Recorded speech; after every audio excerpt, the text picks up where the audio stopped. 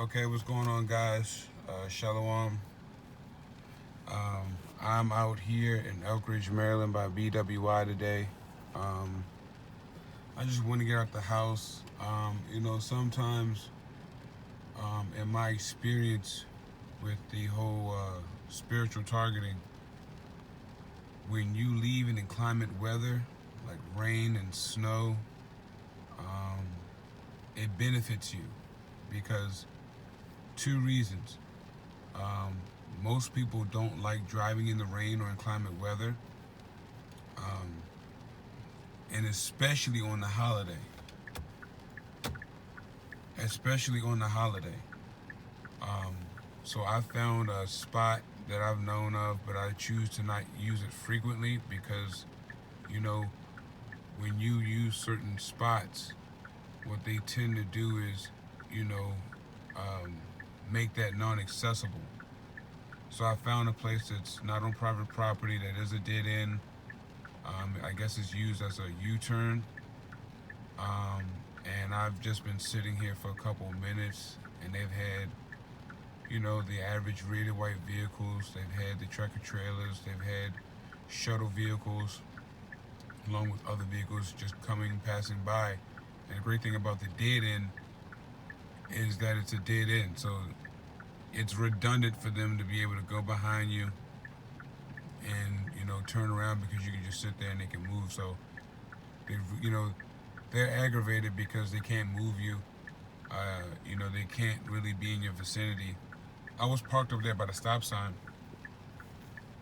but then something told me to come back here because it kind of looked like I was just sitting there. And then I put on my hazard lights, and then you just switch it up on them, because, like I said, the main thing is not the people, but you don't want to give them any reason to call the pigs. You don't want to give them any reason to call the authorities and say that you're trespassing. Although the authorities are aware of your whereabouts like everyone else, you don't want to give them any room to mess with you. So I just found out that coming out in inclement weather, today being the 4th of July, people would rather be home on their day off, doing whatever. And so what I figured out is, why should they be able to enjoy the holiday when they try to create so much chaos for us? So I just came out here to sit, and they'll have people come out back and forth, and we'll waste their time. And in doing so, we'll get some studying time in, we'll get some peace in, make a couple of videos. But what I wanted to talk about, and I apologize if my videos are lengthy. I really make a lot of my videos for documentation. Like, I really use YouTube to document things, because whether or not people actually tune in, what I found out that it is better to document series of events as soon as they happen, because it's in the open. You can always go back and use that as evidence. You can always refer to that. Also, it saves space on your phone. And overall, for what we go through, it's best to have anything that you're going through publicly put out there. So I had made a video earlier this morning, and it was in a continuation of what transpired last night. And my thing where I'm at with this is, it's seriously a mind game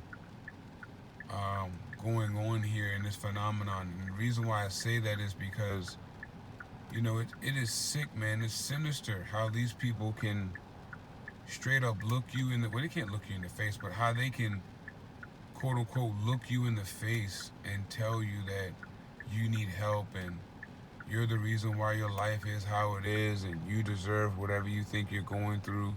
And it's always you antagonizing. It's always you, and you. You know what I mean?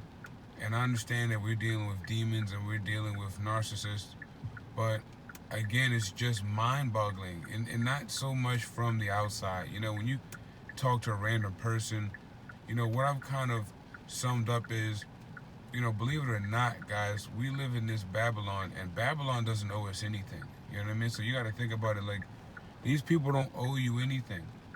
They don't owe us to be kind. They don't owe us to be nice. They don't owe us not to be nosy. Just because we are of that character doesn't mean that, we are supposed to receive that treatment. That's just the falsehood that's a part of the matrix. The matrix tells you that if you're nice to people, then they'll be nice to you. And that's just not the way it is. So, how I've come to defeat certain aspects of this spiritual harassment is that I no longer look to people as if they owe me any respect or if they owe me anything different. I'm looking at it from an aspect of you're sadistic, you're evil, and I need you to understand that I'm aware of this. You know what I mean? I'm at a point now where I want you to become aware that I am aware of who you are, your intentions, and your lifestyle. So I'm no longer questioning why they do this. I'm giving the answer. I know why you're doing this. I need you to be aware that I'm also aware of who and what you're doing. But going back to what I was saying, I had a 40-minute, not conversation, it was really one way. And I saw my mother shift. She shifted from, now they know I own firearms. And, basically, you can look at the last two videos and sum up, what transpired between, them and myself, which was really just a one-way argument, them being the argumentative, and me just standing up for myself as usual.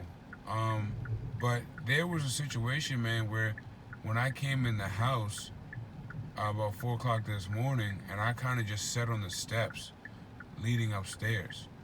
And the reason why I did that is because not only did I know that they would be frightened and scared, it would show who they really were. So I sat there on the steps and it kept on coming out to see who was sitting on the steps and asking why I was there. And then they want to turn on the lights on upstairs. And then, I don't know what you call it, your mom, the woman who birthed me, she then pulls up a chair and she's just sitting in the hallway watching me. And then when I start talking about how she's going to be going to hell and how she's going to face everything she has to do, then she becomes squirmish. She wants to get up and walk around. She doesn't know what to do now, right? And when I go downstairs, she wants to follow me downstairs. You know why? Because she's scared. She's guilty. She's nervous. She's nervous because she knows that she deserves any and everything that would happen to her. She's in denial because, you understand, these people have to constantly tell themselves and be fed lies in order to survive. And the biggest lie is that they're not going to have to pay for anything. The biggest lie is that they're actually correct in doing what they're doing for a godly reason. And my mother then going, when I was talking about how she, worships a false deity, and I just went on to say some things, and she was calling me blasphemous. And they're walking blasphemous.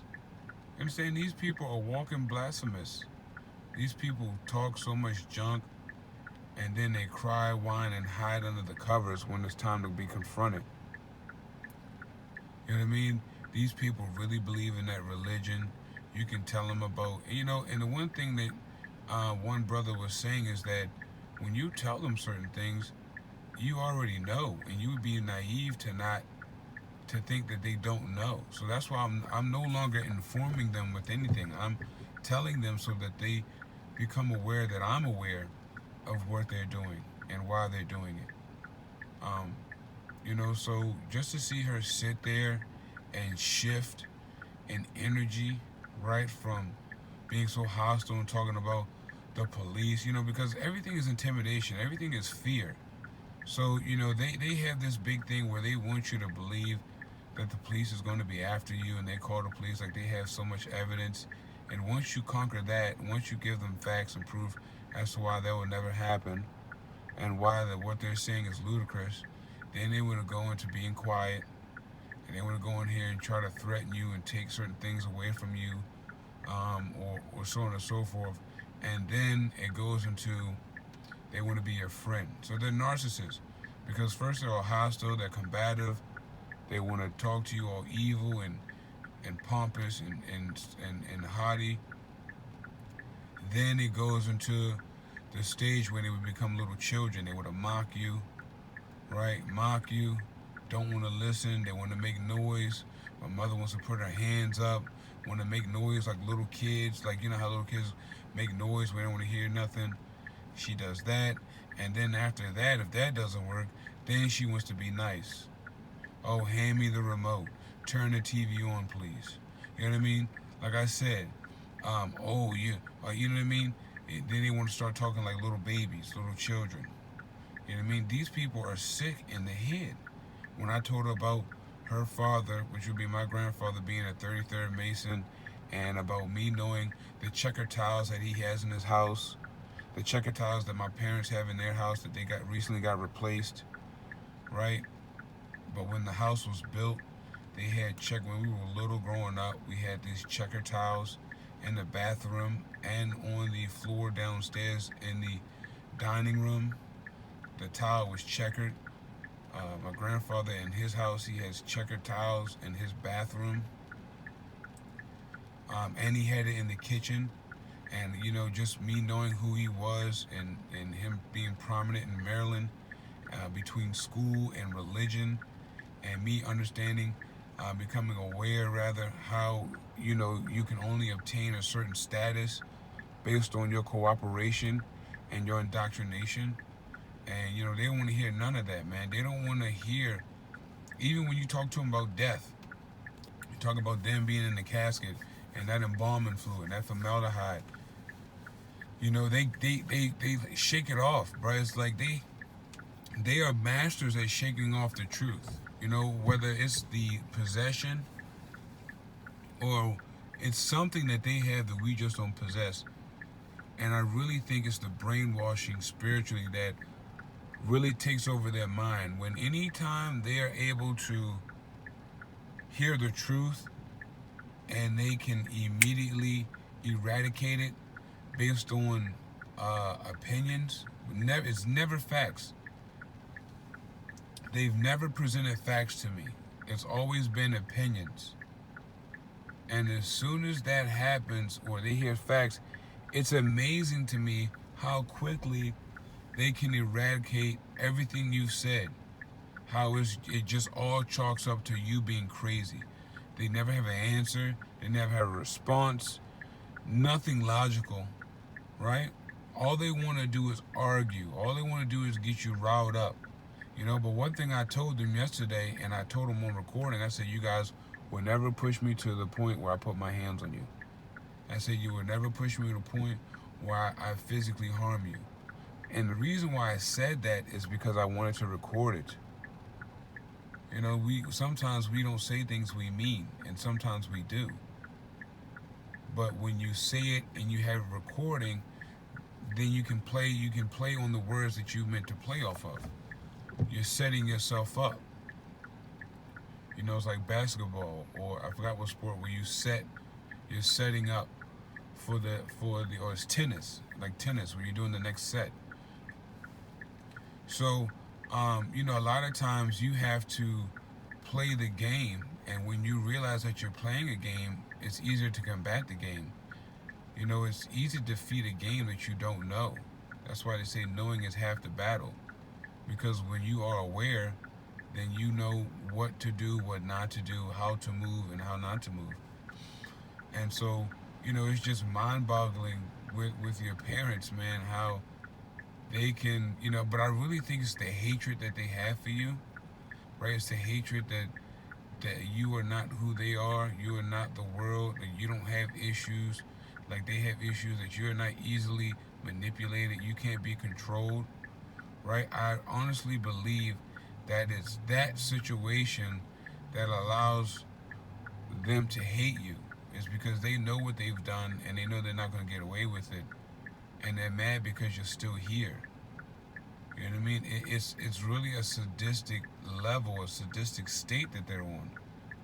Because there's nowhere in the world you're going to be able to tell me that your parents would want you to be in any, it would want you to be homeless, want you to be physically hurt, want you to be mentally, emotionally deprived.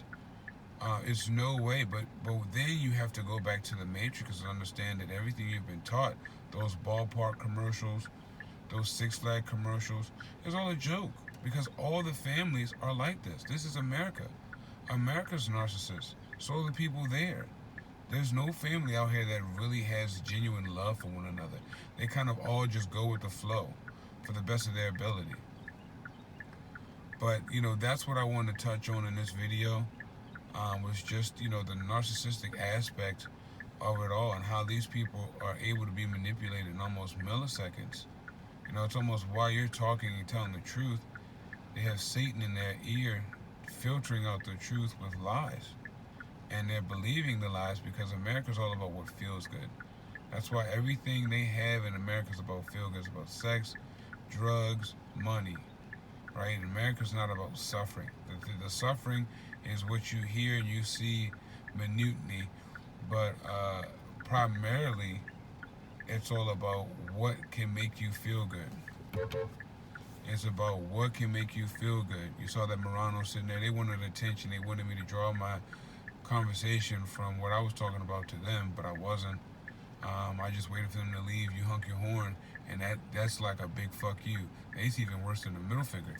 To sit there in efforts of trying to plot and scheme and for not to work, and then for you to hunk the horn and let them realize that you knew what they were doing the whole time. Have a nice day, sir. You just wasted your own time. But yeah, man, it's very sick. The family's very sick, man. These people are very sick, and they kind of try to contort to the point where you question yourself.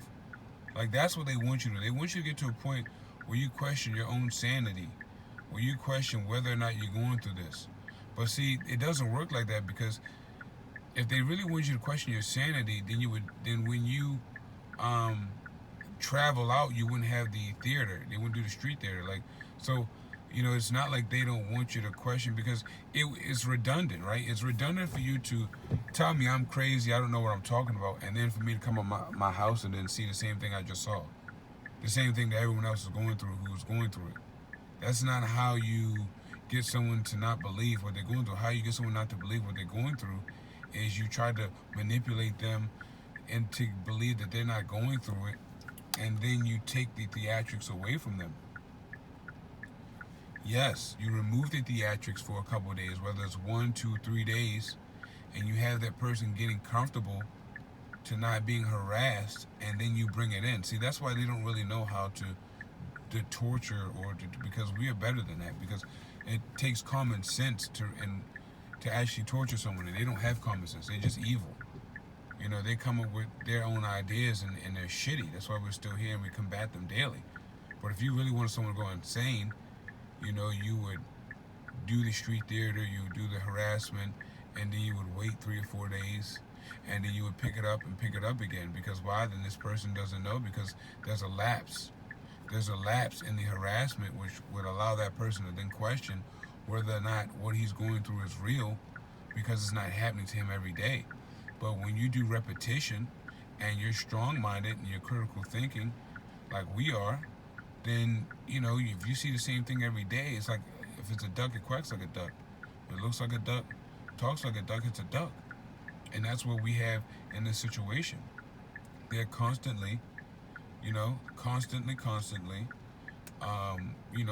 doing repetition, and they think that's a form of mind control or brainwashing. No, it's called evidence. And, what it's going to take for us, as I close this out to 20 minutes, I'm probably going to upload these at 10-minute marks. What is going to take for us to really debunk this whole phenomenon, and I don't mean like it's going away. Be realistic. What I mean to conquer it for our benefit is you're going to have more than one target individual come together, and we're going to have to actually fight the forces with forces, and that will happen in due time. but I mean prior to the Most High's return. So shalom, everyone have a great day.